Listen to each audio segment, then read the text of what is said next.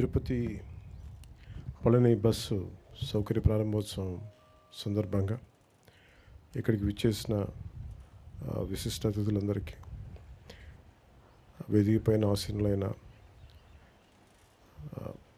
రవాణా యోజన క్రీడా శాఖ మార్చులు శ్రీ మండిపల్లి రామప్రసాద్ రెడ్డి గారికి, ప్రత్యేక అతిథులు civil supplies minister Shri Nadendla Manohar గారికి, ఎమ్మెల్సీ పిడిగి హరిప్రసాద్ గారికి, ఎమ్మెల్యే ఆర్ఎన్ శ్రీనివాసులు గారికి, చల్లపల్లి శ్రీనివాస్ గారికి, కొనకళ్ళ నారాయణరావు గారికి, ఆంధ్రప్రదేశ్ రాష్ట్ర రోడ్డు రవాణా సంస్థ చైర్మన్, అలాగే former DGP, present commissioner APTTC ex officio VCMD Shri Dwaraka Tirumalarao గారికి, ఇక్కడికి వచ్చేసిన ప్రతి ఒక్కరికి నా ప్రత్యేక నమస్కారాలు. அப்படியே தமிழ்நாட்டில் வந்து திரு கார்த்திகேயன் அவர்கள், திரு சிவகுமார் அவர்கள் கந்தசஷ்டி கவசம் பாட்டு உங்களுக்கு ரொம்ப நன்றி. பழனியிலேருந்து வந்த பாலாஜி அவர்கள், ஸ்ரீ பாலாஜி, திரு பாலாஜி அவர்கள், திரு சுப்பிரமணியம் அவர்கள், Tamil Nadu state Kandan charitable trust representative and heads of Palani town citizen forum, உங்களுக்கு எல்லாருக்கும், தமிழ்நாட்டு மக்களுக்கு எல்லாருக்கும் வணக்கம். దిస్ ఈజ్ మన పళని మనం ஆறுப்படை வீதின்னு சொல்லுவாங்களே சார், அது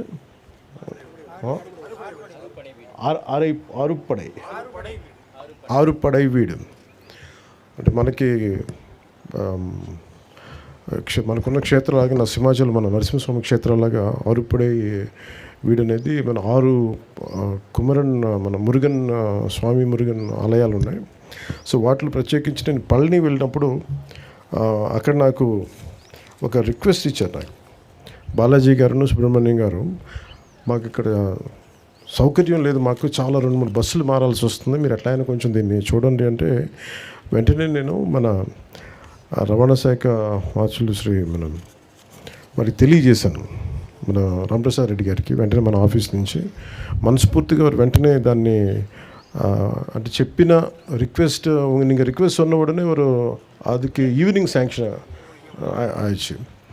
அதுக்கு like to, I'm grateful to Honorable CM Sri Nara Chandrababu Naidu garu for giving an immediate permission. Also to Mandipalli Ramprasad Reddy garu for immediately giving a permission to let it get it operated. అలాగే కొనకళ్ళ నారాయణరావు గారికి కూడా నా ప్రత్యేక ధన్యవాదాలు.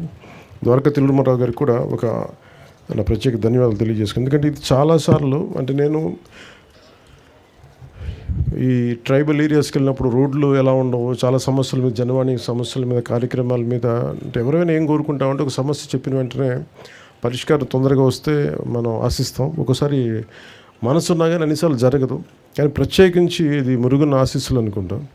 చెప్పిన వెంటనే ఆయన కోరిక, ఆయన భక్తుల కోరిక ఎంత తీవ్రమైంది, ఎంత బలీయమైందంటే చెప్పిన అరగంటకల్లా పని అయిపోయింది. అంటే అది మురుగన్ తాలూకు శక్తి అది. సో దీనివల్ల ఉపయోగించుకున్నది ప్రత్యేకించి మన తిరుపతి నుంచి కానీ, మన ఆంధ్ర నుంచి అటు తిరుత్తని పళని వెళ్ళాలనుకున్నా, అలాగే తిరుత్తని పళని నుంచి తిరుపతి రావాలనుకున్నా ఈ బస్ సౌకర్యం చాలా వెసులుబాటు చాలా బాగుంటుంది. ఈ రూట్ లెంత్ 505 కిలోమీటర్లు. సో కొత్త 2 లగ్జరీ బస్సులని ఏర్పాటు చేయడం జరిగింది. ఇది తిరుపతి 8 గంటలకి రాత్రి వెళ్తే పొద్దున 7 o'clockకి పళని, అలాగే పళనిలో రాత్రి 8 గంటలకి స్టార్ట్ అయితే తిరుపతిలో 8 గంటలకు వస్తుంది. ఇది ప్రత్యేకించి భక్తులకి చాలా సౌకర్యంగా ఉంటుంది.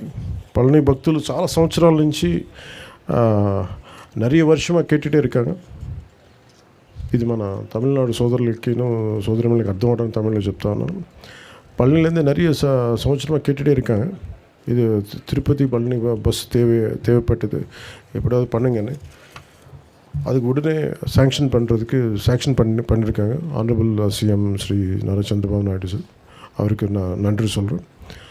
అలాగే దండాయుధపాణి స్వామి ఆలయంలో ఆధ్యాత్మిక కేంద్రంగా ఉన్న పవిత్ర ప్రాంతం అది.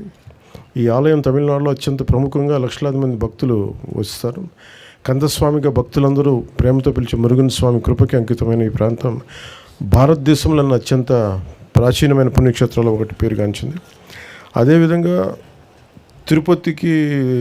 తిరుమలకి ఎంతోమంది భక్తులు అత్యంత ప్రియమైన క్షేత్రం వెంకటేశ్వర స్వామి ఆలయం కలియుగ వైకుంఠంగా భావించబడుతుంది. ప్రతిరోజు లక్షలాది మంది భక్తులు ఈ పవిత్ర స్థలాన్ని దర్శించడానికి దేశం నలుమూల నుంచి వచ్చి స్వామివారి ఆశీస్సులను పొందుతూ ఉంటారు.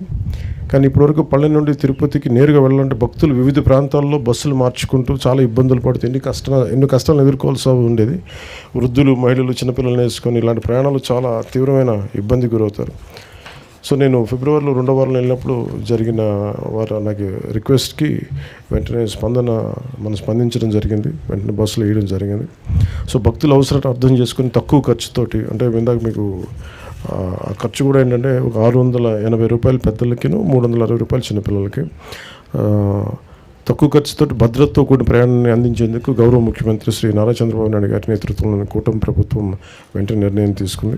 ఈ సమస్యను పరిష్కరించడానికి తిరుపతి పళని నేరుగా బస్సు సేవల్ని ప్రారంభిస్తున్నాం. ఈ కొత్త సౌకర్యం భక్తులకి ఇకపై నేరుగా తిరుపతికి, పళనికి చేరుకుని భగవంతుని దర్శనం చేసుకునే సులభమైన అవకాశాన్ని పొందగలరు.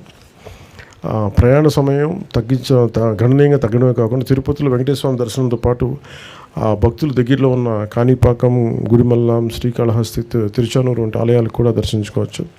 ఈ బస్సు కేవలం భక్తులకు మాత్రమే కాకుండా ఆర్థికంగా కూడా అనేక ప్రయోజనాలు, ఇది పర్యాటక అభివృద్ధికి దోహదం చేస్తూ ఉంది. పళని మరియు తిరుపతి మధ్య క్రమమైన రవాణా ఏర్పడటం వల్ల ఆర్థిక కార్యకలాపాలు కూడా చాలా పెరుగుతాయి. 2 రాష్ట్రాల మధ్య భక్తులకి సంబంధాలు మరింత బలపడతాయి. ఈ సేవని విజయవంతం చేయడానికి సహకరించిన రాష్ట్ర రవాణా యోజన మరియు క్రీడా శాఖ మంత్రివర్యులు శ్రీ మండిపల్లి రామప్రసాద్ రెడ్డి గారికి, అలాగే ఆంధ్రప్రదేశ్ మరియు తమిళనాడు రాష్ట్ర రోడ్డు కార్పొరేషన్ అధికారులకు ప్రత్యేక ధన్యవాదాలు తెలియజేసుకుంటూ, గౌరవ ముఖ్యమంత్రి నారా చంద్రబాబు నాయుడు గారికి ప్రత్యేక ధన్యవాదాలు తెలియజేసుకుంటూ సెలవు తీసుకున్నాను. జై హింద్. చూసారు కదండి. మరి ఈ వీడియో కనుక మీకు నచ్చినట్లయితే ఒక లైక్ కొట్టేసి మీ అభిప్రాయాన్ని కూడా కామెంట్ బాక్స్లో తెలియజేస్తూ ఇలాంటి ఇంట్రెస్టింగ్ అప్డేట్స్ కోసం మా ఛానల్ని సబ్స్క్రైబ్ చేసుకోండి.